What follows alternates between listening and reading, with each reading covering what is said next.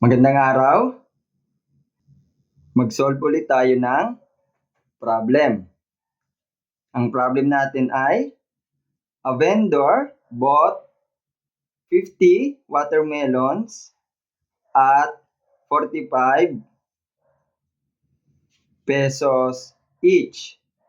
If 3 watermelons were found to be rotten, how much did the vendor earn if he sold all the good ones at an average price of 75 pesos each?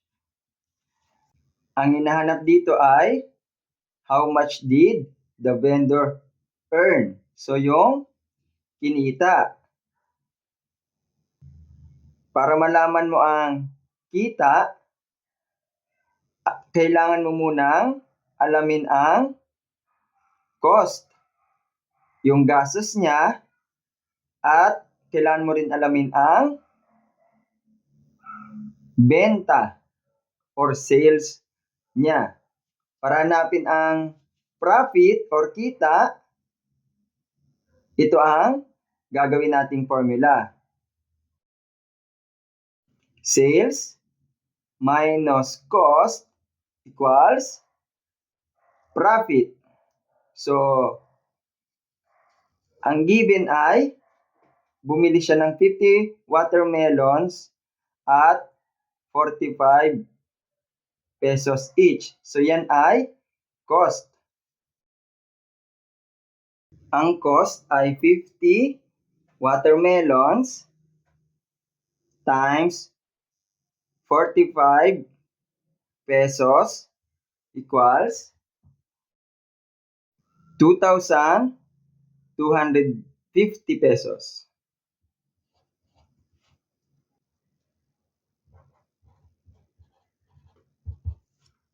Ang sales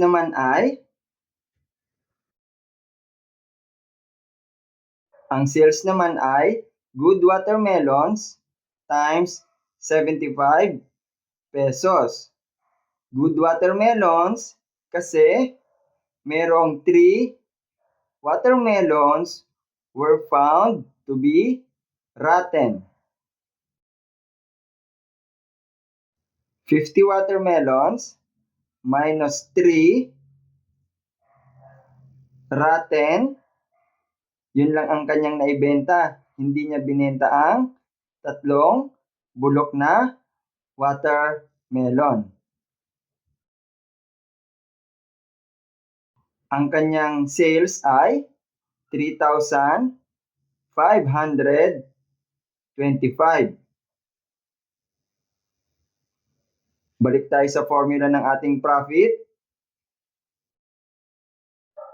Profit is equal to sales minus cost. Ang profit ay equal sa 1,275 pesos. At ito ang ating final answer. Para sa iba pang mga topic, basahin ang description.